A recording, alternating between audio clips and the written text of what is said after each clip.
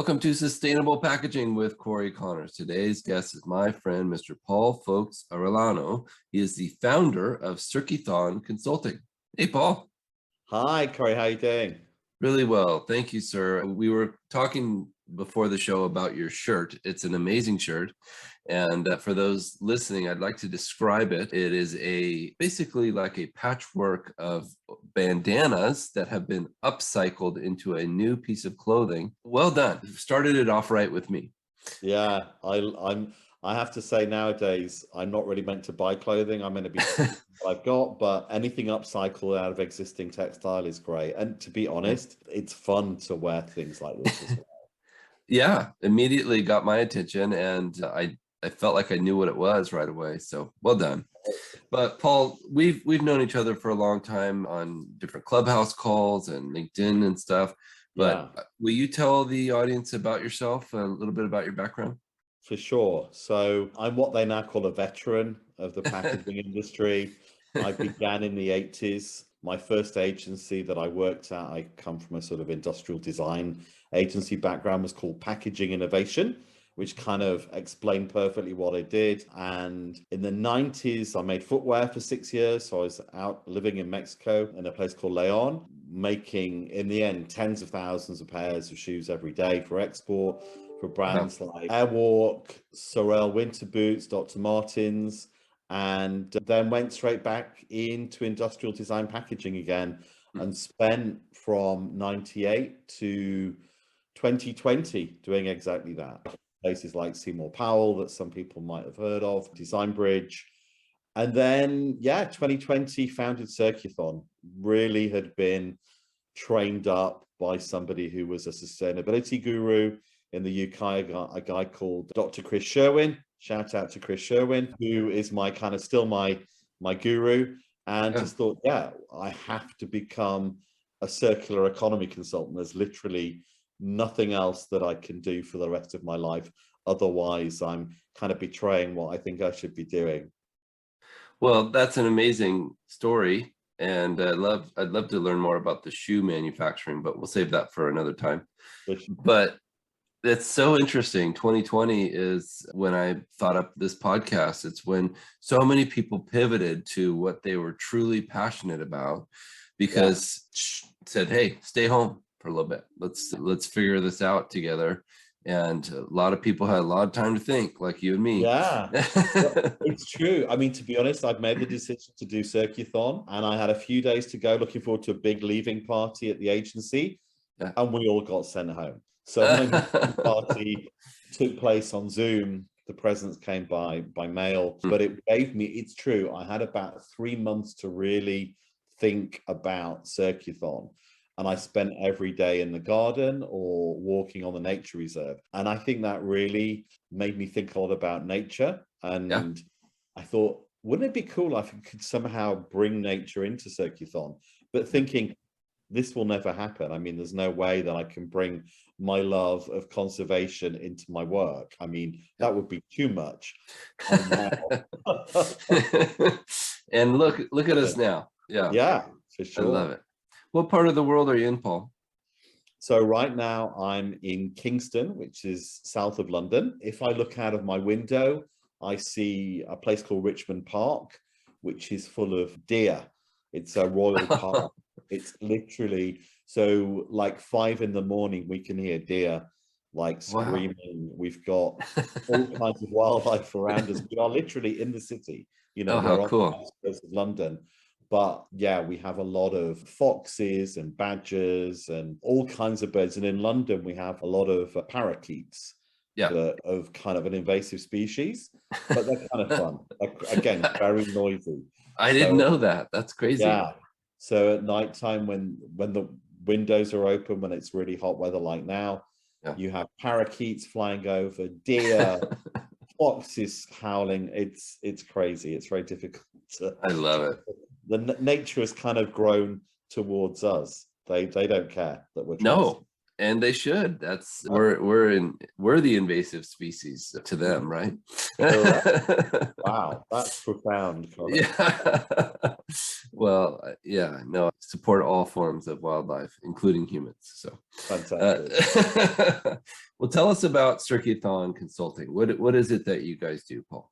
So basically at Circuthon, what we're looking to do is execute circularity. So there's a lot of great books about circular economy, lots of great people writing papers, giving seminars, all that kind of stuff. But what became obvious in 2020, people were saying, yeah, this is all well and good. I want to do it. I get it.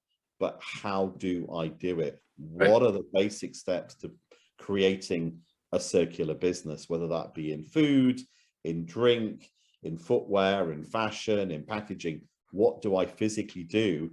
And like, how do I build it out? You know, what's the infrastructure? So I've spent a lot of time in factories in my life, an awful lot of time, particularly footwear factories, food factories, chocolate factories, pretty good, but also a huge amount of time. I mean, my focus in my whole packaging career was beer, wines, and spirits. So I spent a lot of time in wineries, in breweries, seeing liquor being filled into bottles. Research. Yeah, what we call it. Yeah, absolutely. You have to see the raw materials, so you have to go to the vineyard. So that's the area I really kind of knew inside out. So I was like, okay, well, it is different. You know, if we're going to get away from disposable and go circular, we don't have all the bits of the puzzle. You know, we don't have all the people we need. So we're going to have to go and find them. Maybe they're not in this industry. Maybe they're doing it elsewhere. Let's go out and search for these people. So, you know, by blogging, by writing posts on LinkedIn, by giving seminars, what was great, a lot of these people just arrived. They're like, hey, we've been talking about this. This is what I do, but I don't do it for food, or this is what I do. I don't do it for fashion. Can we have a chat? So within a very short space of time of launching Circuthon and going public, there were a whole pile of really interesting suppliers turning up saying, you know, we can help. And that, I think, is the joy really of having Circuthon, is meeting people who can deliver things that it's like, this is impossible. And like, no, that's what we do. Okay. So that really has been our focus, executing circularity for big business. Well, that's wonderful. And I know I spoke with a few people over the last few weeks, actually from the London area, and they were talking about the 4 laws that are taking effect in England and today about sustainability, including a deposit system, including the UK plastics tax. Yeah. What they were saying was they're all happening at once. Oh, yes. So people are kind of frantic. So are you getting people coming to you saying, Paul, what do we do? Oh my gosh. Yeah. I mean, it happens. I mean, it's been happening for a long time, because the big companies knew this was coming. So again, we have a kind of legislation watch at Circuthon where we're looking at what's going on. I mean, for such a tiny island, we have 4 different regimes. England operates separately from Wales, operates separately from Scotland, operates separately from Northern Ireland. So kind of Wales is way ahead of everybody. They have a circular economy system already set up, you know. Oh, wow. They have some great pilots, which are, they take anything and they can recycle. The MRF will kind of look at recycling everything that comes in.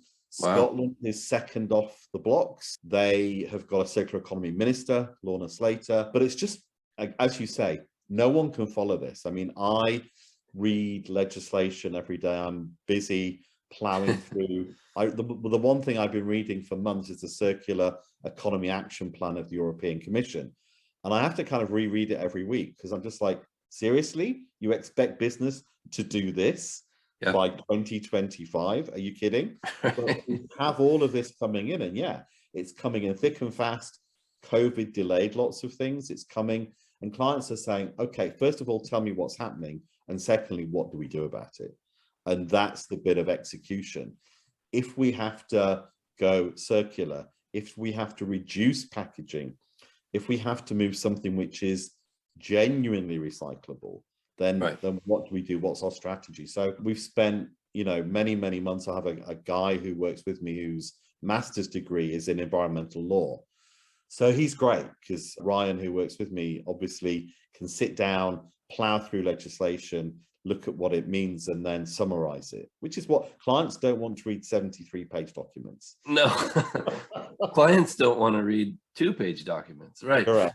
They want us to summarize, right? They're busy doing what they do. They have stuff to get out the door. They have I people understand. to feed. Yeah. They've got people to clothe, babies to look after, there's all stuff to be done. So yeah, it's all coming very thick and fast, difficult to keep up with, and it changes even after it's been published. Then there are amendments, people go into consultation, but ultimately, if people think they can get away with keeping the status quo, right, that's a big error. Right. It's not going to happen. It's not going to be allowed. No, it's already, we're seeing sort of really the first casualties of that. Really? Businesses who haven't responded, and these are packaging businesses more than the client businesses, who've not responded, and they've kind of stayed doing what they did, and they knew it was coming, and they thought, well, we'll be okay, we can just kind of stay under the radar. And the businesses have gone, sorry, we've switched supply. We asked you to provide something, you didn't have it. We've had to go and find something which isn't going to get us taxed or fined or whatever else. So the packaging industry is the one that has to be most agile right now. I mean, I think this is where we're seeing a lot of packaging suppliers going, oh my goodness, I have a factory that does X, but they're asking for Y. I don't make one. Right, right. That's a great point, because this is going to take reinventing and reconfiguring and redoing and changing over and switching. And in Oregon, where I live in the USA, we have extended producer responsibility taking effect. And we're calling it the Recycling Modernization Act. And, it's going to be, I think it'll be great in the long term, but it made me caution as a packaging supplier.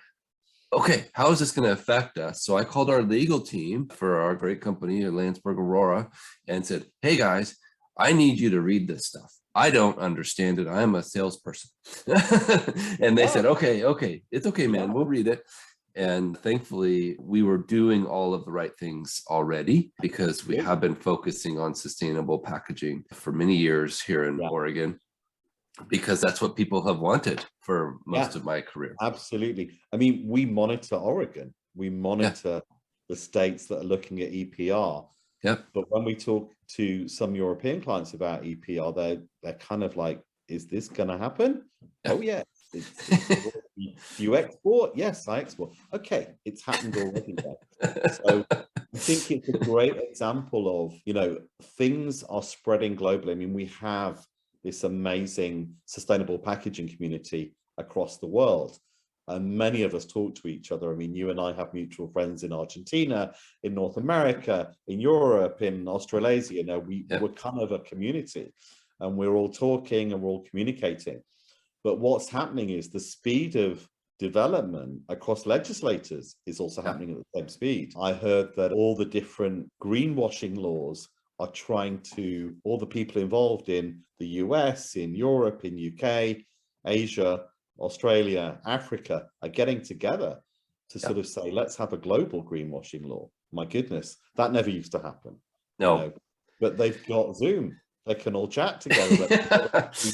What they believe is greenwashing and what's not. So we all have to be very aware that what happens in one territory today can happen in another territory, not like in 3 years, in 6 months, in 12 months. And that's that jumping around of legislation that we're starting to see affecting certainly some of the really big, packaging players are having to maneuver, pivot very, very quickly. Yes, I agree. And it's becoming very global very fast. It already is.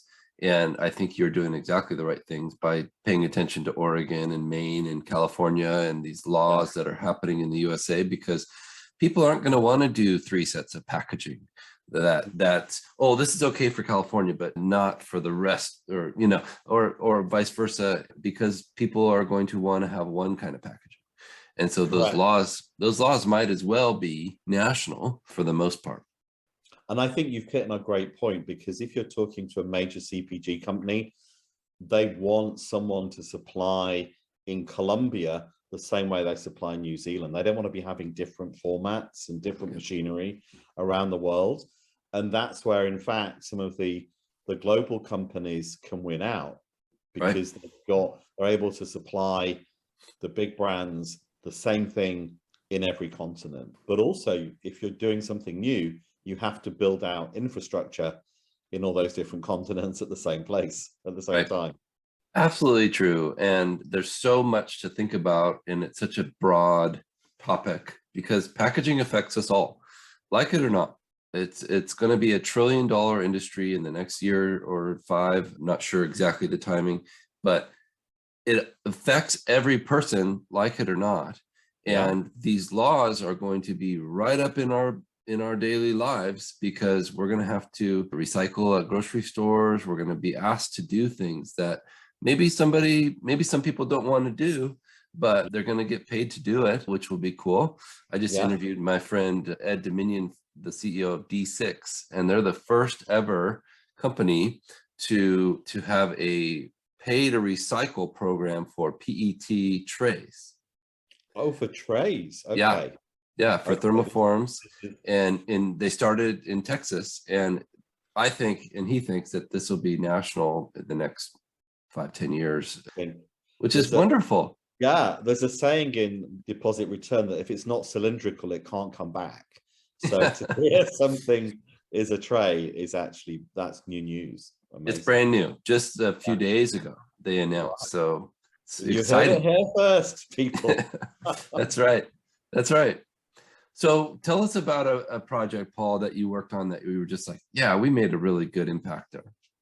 Yeah, I think, some of the best projects I'm working on are to do with beverages. I mean, it's an area I'm sort of very kind of familiar with. But actually, what I've been doing in the past year or so is working on soft beverages, because, this is a huge volume of packaging, huge volume. And I've been sort of mentoring companies, not the sexy brands that sit at the front, but the kind of really hardworking infrastructure that sits behind that. Right. And there's one company I work with, and I've been introducing them to a few other people, and they've kind of said, like, never mention us because we have such a huge list of inquiries. Please don't publicize us. But let me tell you what they do without not a bad problem. Yeah. So if you look at like what's happening in glass, glass is obviously really heavyweight, but if you can take that glass bottle around 30 times, which is the average for a refill bottle, you start to get these massive carbon reductions with every cycle. Yeah. And given that we are moving to renewable kind of energy for transport, I mean, if you look at what Tesla, and I think it's Cummins, the US brand as well, that has kind of, these great new electric trucks. Yeah. You can start transporting around whatever you want, because actually, once you're in, really in 100% renewable, that whole kind of gasoline diesel thing starts to disappear. So this company set up to clean bottles. Oh, wow. And put them back into circulation. So imagine you are, and again, there's like 3 companies in the US doing this, but my company is European, I've been working with. They take 1 million beer bottles and clean them, and they put them back into a standard factory. So it's not like a kind of fully circular system. They're getting these bottles out of the loop, but they're doing that with juice bottles. They're doing it with soda bottles, but not from a closed loop system. They're actually just finding them, wash them, getting them back to the factory. And then they're moving into plastic bottles. So they're going to be looking at detergents and all kinds of things. So basically they're saying to the brand, we'll do the hard work. We will get some amazing AI, some robots, all kinds of stuff to cleanse and sterilize, and we'll give you your bottles back. And you just have to pay for them cheaper than you would have paid for them as virgin bottles. So win-win. Awesome. win-win situations. So I'm very proud of the work I did with them, but I'm now working on packaging-free beverages. Like, how do we get everything from beverage into a food service without packaging? So this is a whole new, and again, that's kind of just a few months old, super exciting. It kind of means going to source and bringing, if you imagine like a tanker of beer, Yeah, you kind of bring it to the street and everyone brings out a jug and fills it and then takes it back home. It's like a packaging free system. I love it.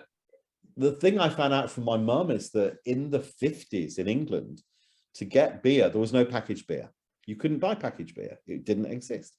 I was just like shocked. So you had to go to the pub. You went to the pub with a jug, and my mother, aged 6 or 7, would go to the corner pub. Every corner had a pub with this big jug, and she would fill it with beer, and it would go be drunk. Then it would go in the fridge maybe for a couple of hours. And then 2 days later, she'd be back at the pub with the jug again. And that's kind of... Or the next day.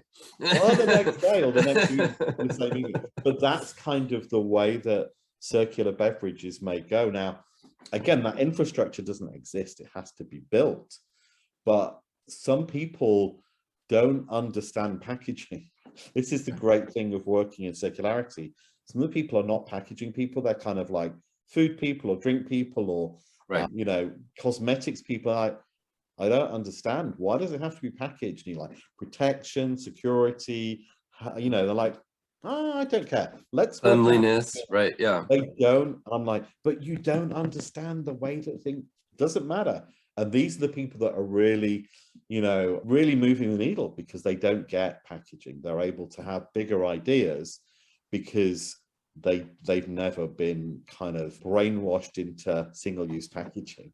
I love that why not attitude, and that, hey, let's give it a shot, because those are the ideas, I agree with you, that are going to take hold, and people are going to say, hey, this really is convenient for me. I like this concept. I can have a growler of beer. In Oregon, we have several hundred breweries. And people bring in their glass growlers, or the brewery makes a crowler, which is a big can like a 32 ounce. But that's very common. A growler for me that's a lot of beer because I like a little higher octane IPA. But that is a great system because it works. Absolutely. And, all of these ideas are now spreading. So like, it may be in Australia that everyone goes and fills their wine up. They get a big barrel of wine, they fill it up. But that doesn't happen in Colombia or Chile or Argentina. And so they're like, hey, we could do that. And off we go. And suddenly everybody's going circular. What it does suggest, though, and this is kind of part of the scary stuff, if people do go circular and packaging is reduced, we're looking at 20% less volume of packaging. So what does that mean for packaging companies? I think it's good news. And I say this as a packaging professional because, frankly, keeping up with demand has been a challenge over the last 2 years. So it's kind of a relief. Like, okay, we could use a little bit of a reprieve and focus our energy more on reusable packaging for a while. Companies like Loop in the USA, well, they're global. I got to interview Tom Zaki, and the things that they're doing are incredible. I'm thrilled to even know him. My favorite thing is reusable pallet wrap. This is amazing. People use so much shrink in the world. It just disappears into a landfill somewhere, somebody else's landfill, because when you're shipping product, exporting, it just goes elsewhere. But, reusable pallet wrap is fantastic. I've never heard of that. What is that about?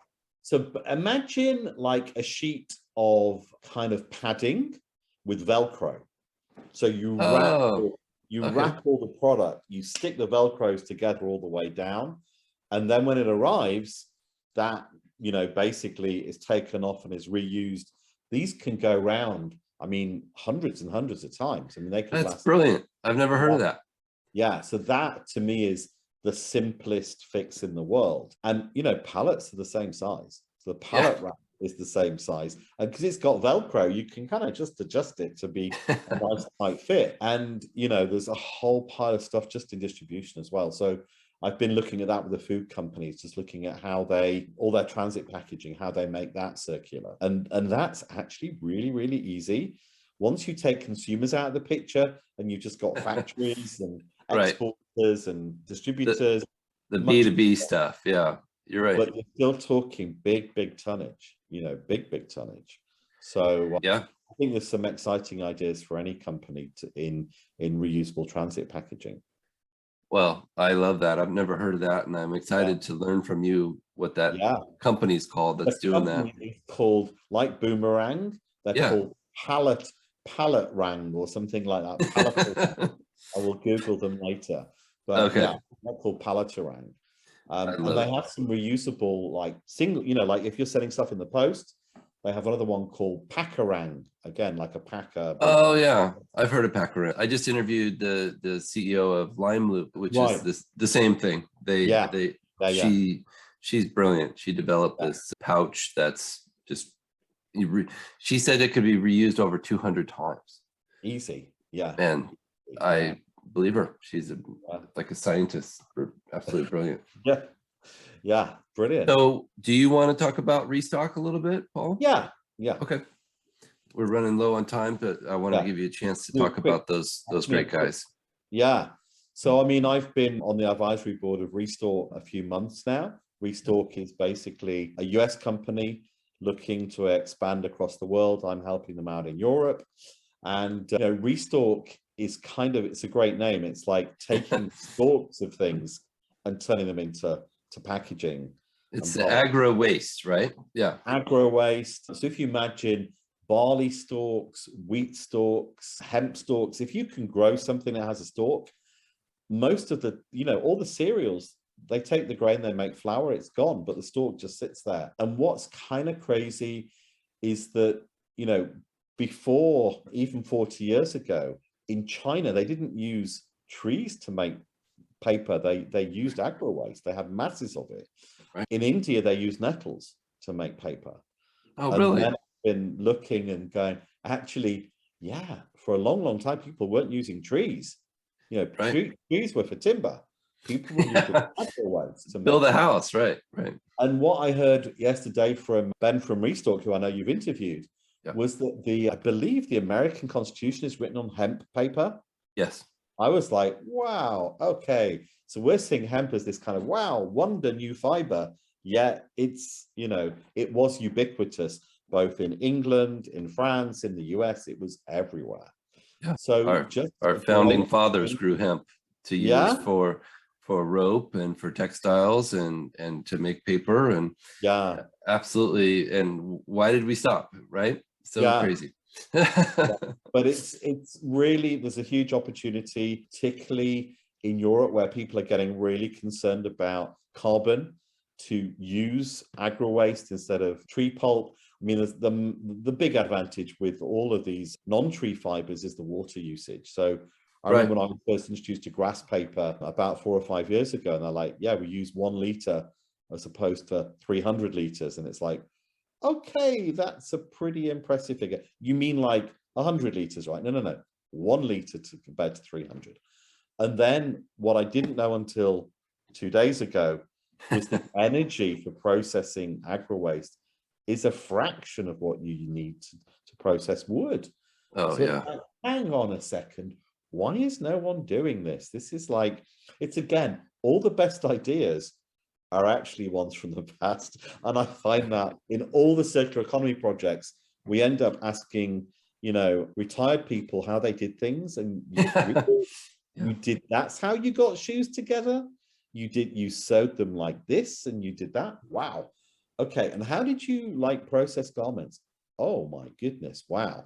So it's all been there. All we need to do is kind of read the history books, and we've got our circular economy solution. So, you know, working with Restalk, I think, has for me been an eye-opener, because we need to build infrastructure. We need to build, you know, a whole pile of facilities to pulp, but also to mold. The demand from the potential demand, if CPG can have it, they'll have it tomorrow. You know, they're Yeah, really, really keen to have it. totally. It's just a question of scale, because Yes. they wanted in the US, in Europe, and in Asia looking exactly the same parameters, same feedstocks, etc., etc. So, you know, there are certain choices to be made. But I really feel that when I first talked about agro waste 5 years ago, people used to boo and like, no, no, no, that's true. Where are the forestry industry? Get off the stage. And Yeah, now people are beginning to take it seriously. It's a really interesting time, and it's totally particularly, necessary. Yeah. yeah, have to. You know, as you know, we don't have enough wood to satisfy demand as things stand. It's just gone crazy. Well, thank you so much, Paul. How do people get in touch with you? So best place to find me is on LinkedIn, because I'll be there all day long. So Paul Arellano on LinkedIn. Also have a look at Circuthon, our website. And within that, also have a look at our Circular Drinks Initiative. This is a new website we launched, which is a kind of early community of people in beverages trying to do things in a circular way. So that's our latest initiative. Well, thank you so much, sir. And I'd love to have you back on in 6 months or a year and talk more about what you guys are doing over there, if you'd come back. Of course, I'm Yeah, always there for you, Corey, always. excellent. Thank you so much, Paul. Thank you, Landsberg Aurora, for sponsoring this podcast. If you're listening, make sure you subscribe so you don't miss the next episode, and give us a review. We really appreciate that. Thank you.